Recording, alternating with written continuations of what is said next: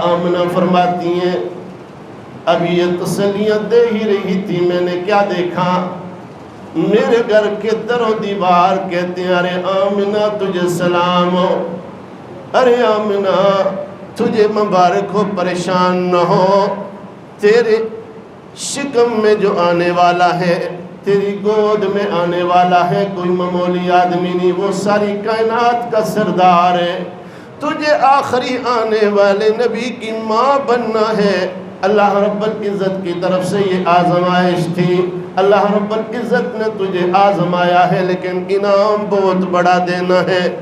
حضرت آمنہ فرماتی ہیں دن گزرتے جا رہے ہیں، ایک دن ایسا ہوتا ہے میں گھر کے صحن میں نکلتی ہوں، صحن میں رات کو عشاء کے بعد نکلی، کیا دیکھا، آسمان کے چاند اور ستارے بھی مجھے سلام کہہ رہے ہیں، اللہ اکبر، صحن میں لگے پھل پودے مجھے سلامیاں دے رہے ہیں، اور صحن کی دیواریں گویا میری طرف جھکی ہوئی ہیں اور مجھے کہتی ہیں ارے سلام ہو آمنہ، تو آخری آنے والے نبی کی ماں بننے والی ہے۔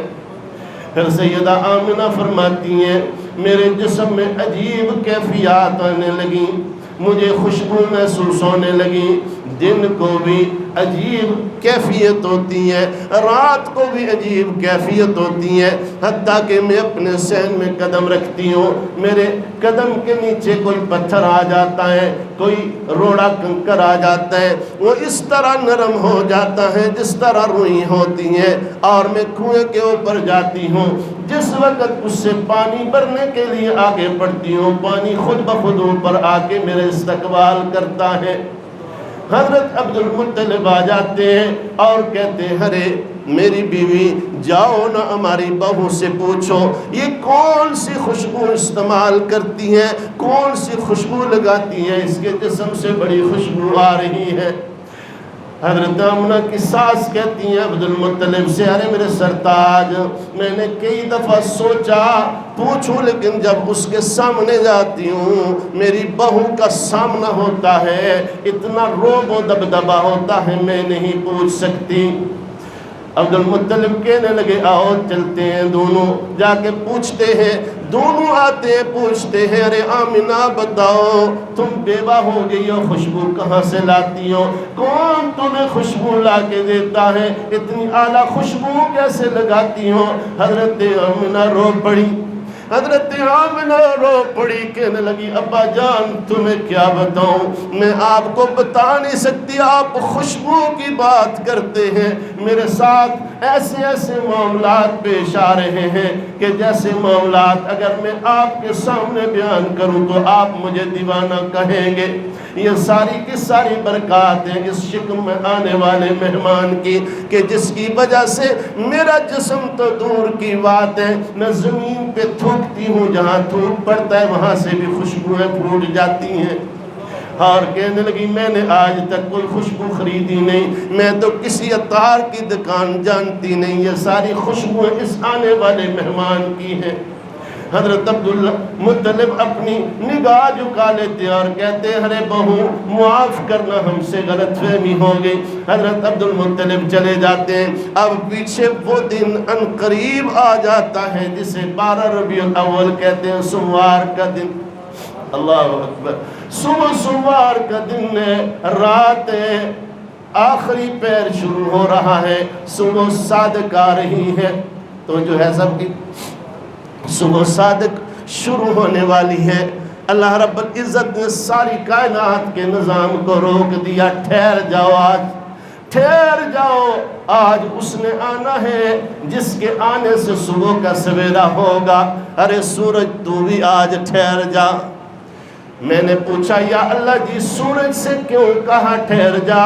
کہا اس لیے یہ سورج روز چڑھتا ہے، اس سے پہاڑ روشن ہوتے ہیں، درخت روشن ہوتے ہیں، گلیاں روشن ہوتی ہیں، بازار روشن ہوتے ہیں، زمین کی ساری فضا روشن ہوتی ہے، لیکن یہ سورج روز چڑھتا ہے، لوگوں کے دلوں میں اندھیرا اسی طرح رہتا ہے، کفر اسی طرح چل رہا ہوتا ہے، شرک اسی طرح ہو رہا ہوتا ہے، حتیٰ کہ بیت اللہ جو اللہ کا گھر ہے 360 بتوں سے بھرا پڑا ہے، وہاں شرک ہو رہا ہے۔ ہر سورج تو چڑھتا روز ہے، لیکن کفر اسی طرح، شرک اسی طرح، خرافات و رسومات اسی طرح۔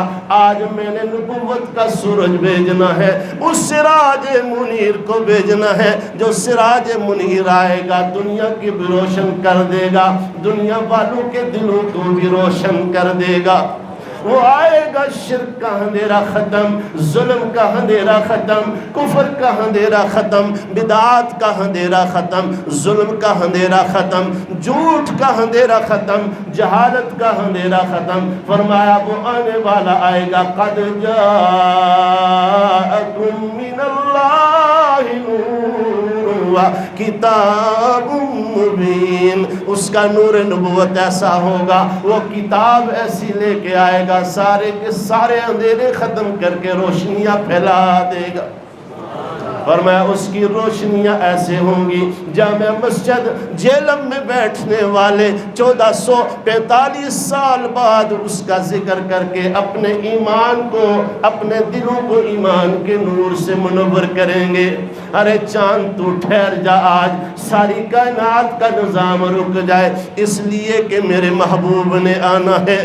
حضرت ام عثمان فرماتی ہیں میں سیدہ آمنہ کے پاس ہوں، سیدہ آمنہ کا گھر اس دن، جس دن سوار والا دن تھا، 12 ربیع الاول تھی، فرمایا صبح صادق کا وقت تھا، اندھیرا تھا۔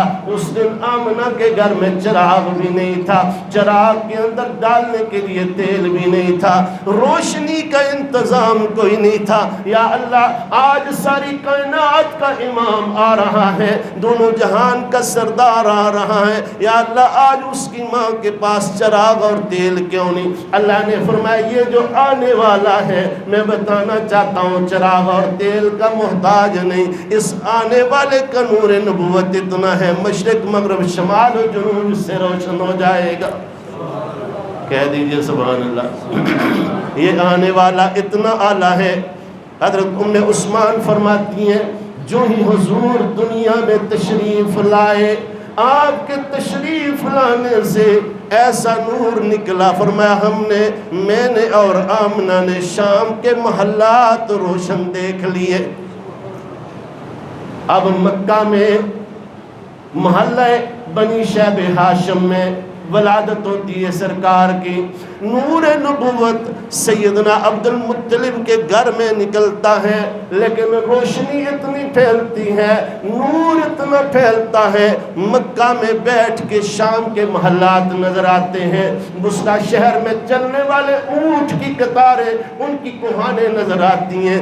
اتنا ہی نہیں، سرکار جس وقت تشریف لائے، آپ صلی اللہ علیہ وسلم کی تشریف آوری سے ایسا نور نکلا، سیدنا اللہ اکبر حضرت عثمان بن ابی طلحہ ان کی والدہ فرماتی ہیں میں نے اپنی آنکھوں سے دیکھا سیدہ آمنہ کا گھر پورا جگمگا اٹھا، اتنا روشن ہوا جس طرح سورج بالکل سبا نیزے پہ ہو، بالکل سر کے اوپر ہو، یوں روشنی ہوتی ہے۔ فرمایا یوں روشنی ہو گئی۔ اب پہلی چیز تو یہ نور نبوت آ گیا، پھر اتنا ہی نہیں، سرکار دو عالم صلی اللہ علیہ وسلم تشریف لائے، سب سے پہلا کام اس آنے والے نے یہ کیا، جس وقت دنیا میں اپنا مبارک قدم رکھا، دنیا میں تشریف لائے، قدم رکھتے ہی سر سجدے میں رکھ دیا اور لب ہلائے، فرمایا اللہم اغفر لی امتی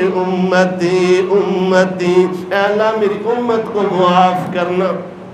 اب پہلی دعا سرکار دو عالم صلی اللہ علیہ وسلم جو دنیا میں تشریف لاتے ہیں، مسلمانوں سب سے پہلا کام سرکار نے یہ کیا، سر سجدے میں رکھا۔ کہاں رکھا؟ بولیے، سر سجدے میں رکھا اور رکھ کے اپنی امت کے لیے بخشش کی دعا مانگی۔ آج اللہ کرے اللہ امت کو بھی سر سجدے میں رکھنے کی توفیق عطا فرمائے۔ علامہ اقبال فرماتے ہیں نا، یہ ایک سجدہ جسے تو گراں سمجھتا ہے، یہ ایک سجدہ جسے تو گراں سمجھتا ہے، ہزار سجدوں سے تجھے دیتا ہے نجات۔ آج اللہ معاف کرے جو لوگ اللہ کے در پہ نہیں جھکتے، نماز نہیں پڑھتے، در در کی ٹھوکریں کھاتے ہیں، پریشانیاں ان کا مقدر ہو جاتی ہیں، لیکن جو اللہ کے در پہ آتے ہیں وہ سرکار کی جو سنت ہے اسے اپناتے ہیں، اللہ ہر غم سے آزاد کر دیتا ہے، ہر پریشانی سے نجات عطا فرماتا ہے۔ اب ادھر سرکار تشریف لائے، ادھر کسریٰ کے محلات میں زلزلہ بپا ہو گیا۔ کسریٰ ہڑبڑا کے اٹھا کہنے لگا نجومیوں بتاؤ کیا بات ہے، آج کیا وجہ ہے، میرے محل کے کنگرے کیسے گر گئے؟ وہ 14 کنگرے جو بڑے اسپیشلی طور پہ اس نے لگائے تھے، نجومیوں نے بتایا آج لگتا ہے دنیا میں کوئی انوکھا واقعہ ہو گیا۔ ادھر فارس والے 1000 سال سے آگ جلا رہے تھے، کبھی ایک لمحے کے لیے انہوں نے آگ نہیں بجھنے دی، آج وہ آگ بجھ جاتی ہے۔ یا اللہ یہ آگ 1000 سال سے جل رہی تھی کیوں بجھی؟ فرمایا اس لیے کہ وہ آ گیا جو ساری کائنات کو آگ سے دور کرنے والا، علی شفا حفرۃ من النار، فرمایا جو اس کے دامن سے لگ جائے گا ہمیشہ ہمیشہ کے لیے دوزخ کی آگ سے محفوظ ہو جائے گا۔ پھر اتنا ہی نہیں، حضور نبی رحمت صلی اللہ علیہ وسلم دنیا میں تشریف لائے۔ حضرت عبد المطلب فرماتے ہیں میں بیت اللہ میں لیٹا ہوا تھا، بیت اللہ میں لیٹا ہوا تھا، اچانک سے دڑام کی آواز آئی، میں جاگا، میں نے دیکھا وہ 360 بت جو بیت اللہ میں پڑے سارے اونڈے منہ گرے ہوئے ہیں۔ ارے آج ان کو کیا ہو گیا؟ میں ابھی دیکھ ہی رہا تھا سارے بتوں سے آواز آ گئی، ایک والا آ گیا ہے، وہ جو نرالی شان والا اللہ والا وہ آ گیا ہے۔ حضرت عبد المطلب دوڑتے ہوئے گھر آتے ہیں، کوئی زلزلہ تو نہیں آیا، گھر آئے، اپنی بیوی نے خوشخبری دی، بشارت دی، ارے عبد المطلب آپ کو مبارک ہو، ہمارے بیٹے عبداللہ کے گھر میں آج چاند جیسا بیٹا پیدا ہوا۔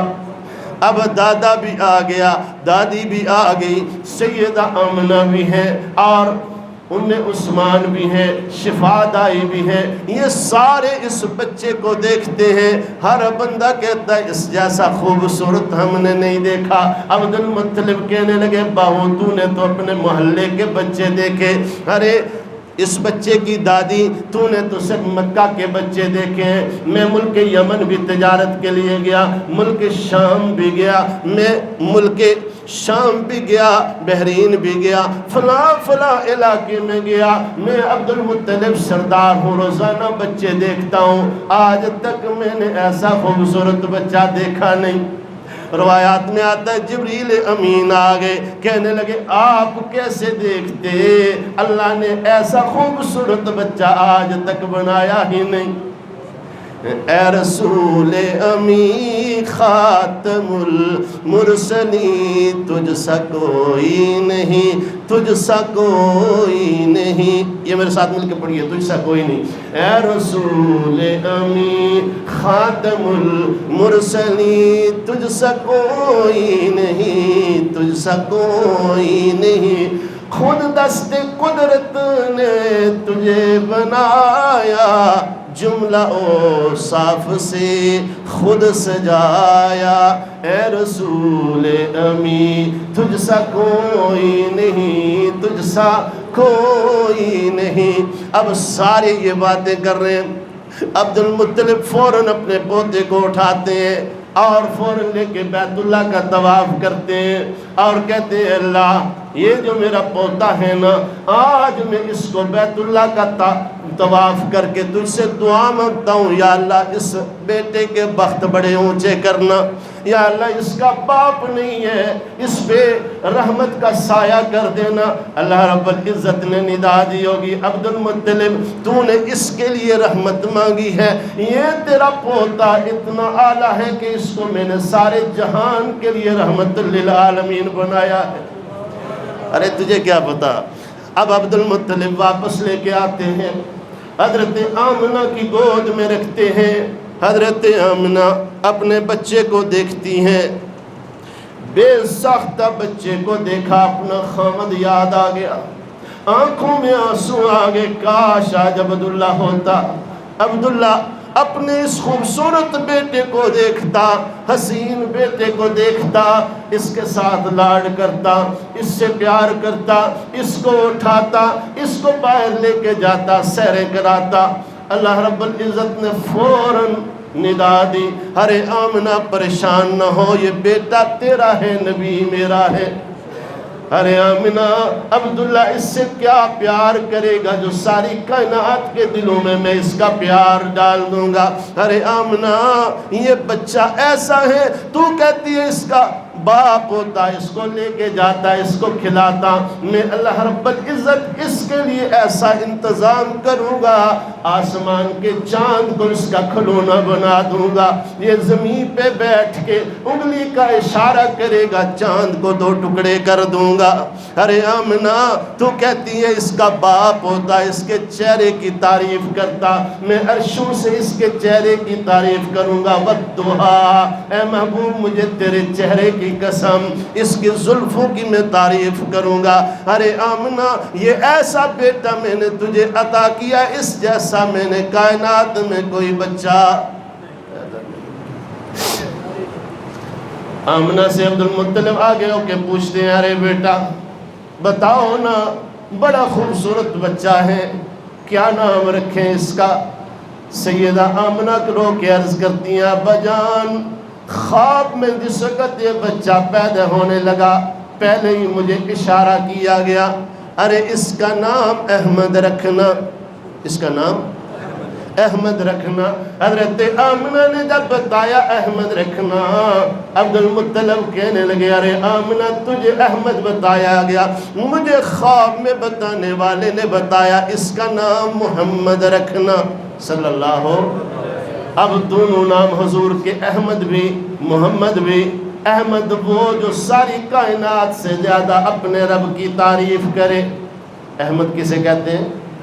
بس آخری باتیں کرتا ہوں، پریشانی ہے نا، صرف 2 منٹ میں کوشش کرتا ہوں، گفتگو انشاءاللہ مکمل کرتا ہوں۔ احمد کسے کہتے ہیں؟ ساری کائنات سے بڑھ کے جو رب کی تعریف کرے۔